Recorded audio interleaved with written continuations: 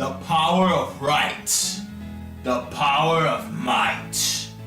Together, we are Double Dragon! Dragon, you gotta be strong, humble, never bragging.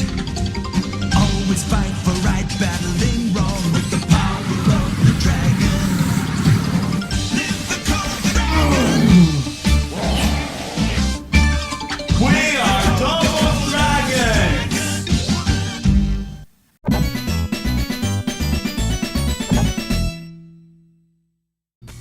Gersonzero here, and welcome to the review show of the internet that tells you if a game is worth collecting, emulating, or just watching a YouTube walkthrough.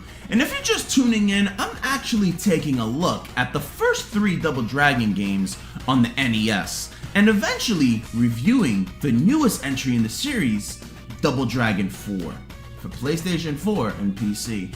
Now, if you haven't seen my review for Double Dragon 1, I'll leave a link on screen and in the description below for you can go ahead and do so. And if you're already caught up, well, then let's continue, shall we? 2 years after the arcade release of Double Dragon, Acclaim published a sequel on the NES, titled Double Dragon 2 The Revenge. This was a sequel packing more stages, a higher movesets, an in-game storyline, and more importantly, simultaneous play and co-op. It was clear that Technos Japan learned much from his predecessor. Many criticisms do return from the original game, like the awful platforming and on-screen sprite limitation. It's still odd to see weapons still disappear out of thin air when clearing a group of enemies.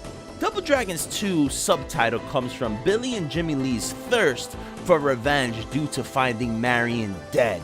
Wait, Jimmy? Didn't you kick his butt in the first game after he reveals himself to be the head of Black Warriors? Well, it looks like Billy knocked some sense into him and are in good terms now. To be honest, it could just be that the NES events were retconned or set to be more in line with the original arcade release. So Marion was killed in cold blood, and now it's time to take the fight to them by beating the living hell out of the Black Shadow Warrior gang and ultimately kill their leader. An eye for an eye. Sound familiar? Yup. That's because it's essentially the same plot as before. But rather than having Marion held captive, well, she's killed. Marion! Why?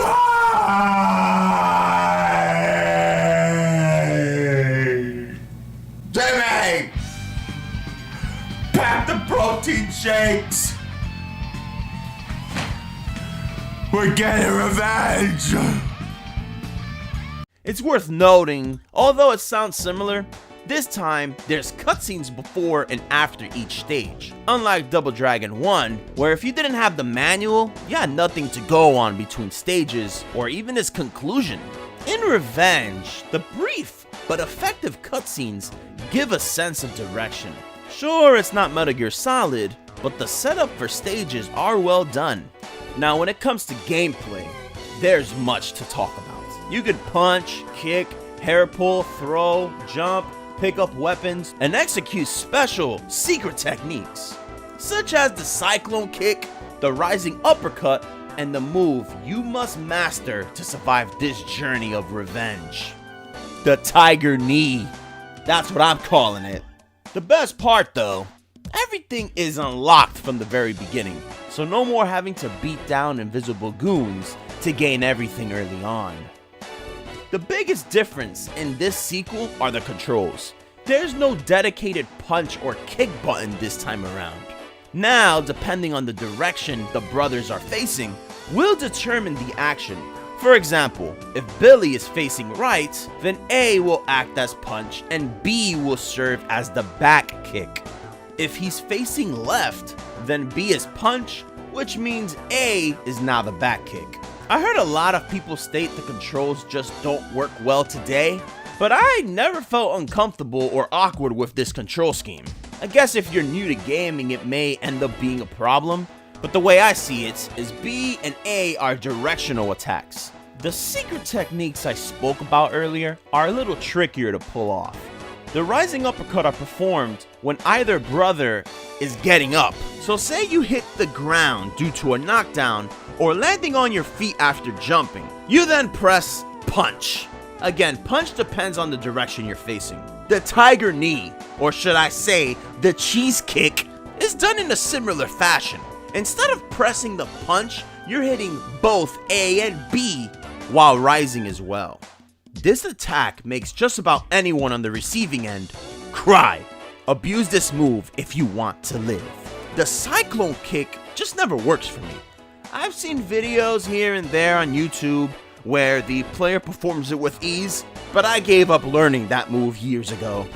A total of 9 stages are present, making this a longer game than the original. Most stages at first glance seem similar to the first, but honestly have much more variety implemented. In the second stage, you will fight your way through rooftops, reaching a helicopter, where the third stage takes place. Inside. We gotta catch the helicopter, Jimmy! Jump!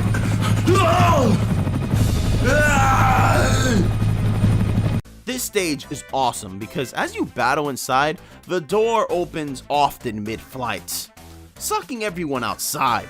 Get caught and well, you're dead. The same goes for foes.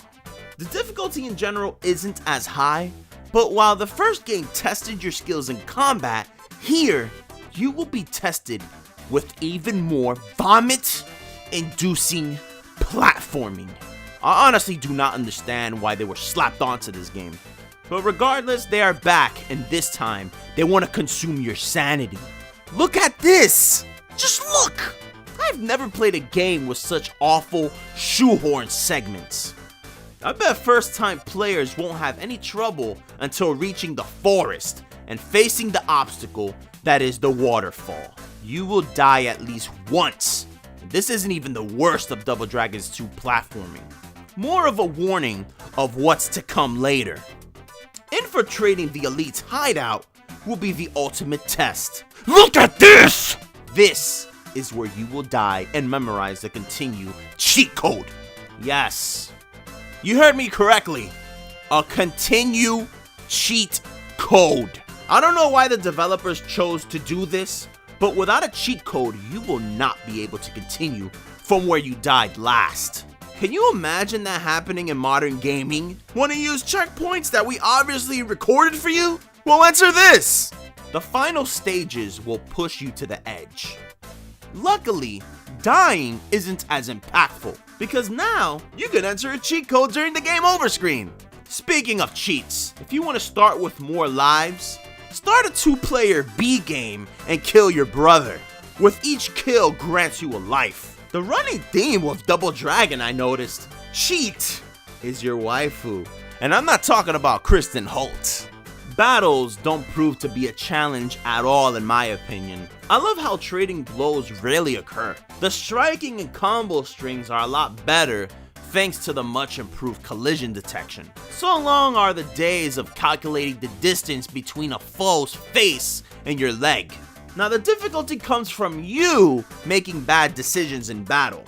Or if you're my wife, not knowing that you can drown. Did I mention you must play the game on Supreme Master if you're looking to get the true ending? I never noticed a huge difference between normal and hard, but it does contain an additional stage and the true ending.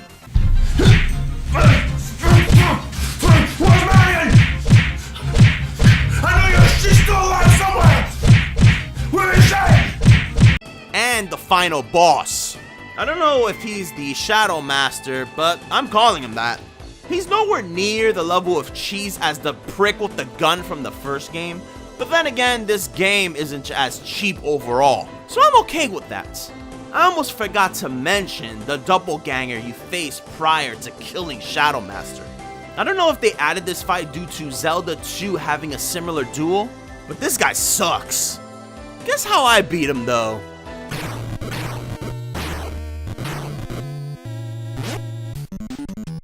After beating the snot out of Shadow Master or Warrior or whatever his name is, Marion comes back to life and you go home, get a quickie, and move on with your life.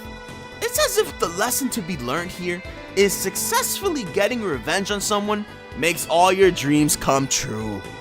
And in this case, is bringing back a nice piece of... So there you have it, guys, my review or rant on Double Dragon 2 The Revenge for the NES. Now it's time to get into my rating system. You know, the rating system that I use when I play these retro games. Based on 3 questions I asked myself. Is the game worth collecting, emulating, or just watching a YouTube walkthrough?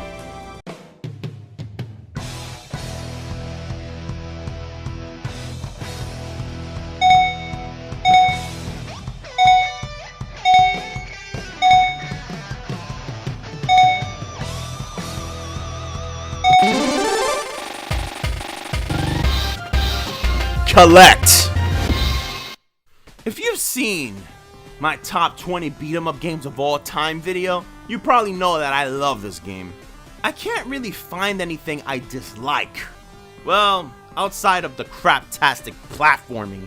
And even with those segments, I find this game to be a masterpiece. I recommend getting this into your game collection. I know I gave the first game the same rating, but if you had a gun to your head and were forced to pick between this or the first, the clear answer is The Revenge. You know, I'm proud of myself. We're about halfway done with this Double Dragon month thing, right? Looked at Double Dragon 1, Double Dragon 2, and now it's time to get into Double Dragon 3. You know, I didn't think about this, but I gotta play Double Dragon 3. Help me.